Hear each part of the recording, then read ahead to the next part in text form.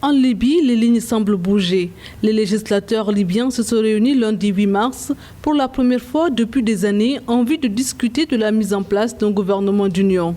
Ce gouvernement dirigé par Abdelhamid Dbeibah, né d'un processus parrainé par les Nations Unies, devrait se soumettre au vote de confiance qui a jusqu'au 19 mars pour être approuvé par le Parlement élu. J'appelle les députés à ne pas manquer l'occasion de permettre au gouvernement d'accomplir immédiatement cette tâche difficile et de ne pas reporter le vote de confiance. Les avis divergent sur la composition du nouveau gouvernement. Si certains critiquent le nombre de portefeuilles jugés trop élevé, d'autres ont au contraire demandé à soutenir M. Dbeibah afin qu'il puisse unifier le pays au plus vite. Un report du vote a également été demandé suite aux allégations de corruption pesant sur la nomination du chef du gouvernement. Et je pense finalement le gouvernement va avoir la confiance parce qu'il y a deux raisons. La première raison, que le chef de gouvernement ait ouvert la porte pour tous les demandes de postes gouvernementaux aux députés. Il a acheté la plupart des députés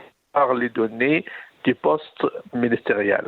Et la deuxième chose, les députés savent bien et le Parlement savent bien, si ils ne donnent pas la confiance au nouveau gouvernement qui était un gouvernement de tutelle internationale, alors ce rôle législatif va aller au comité de 75 qui était choisi par la représentante de Nations Unies à Libye. Donc, si vous voulez, c'est une menace même de faire disparaître ce Parlement.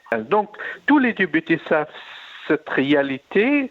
Donc, je pense que malgré tout ces tractations à la dernière minute, je pense que le gouvernement va avoir la confiance du Parlement.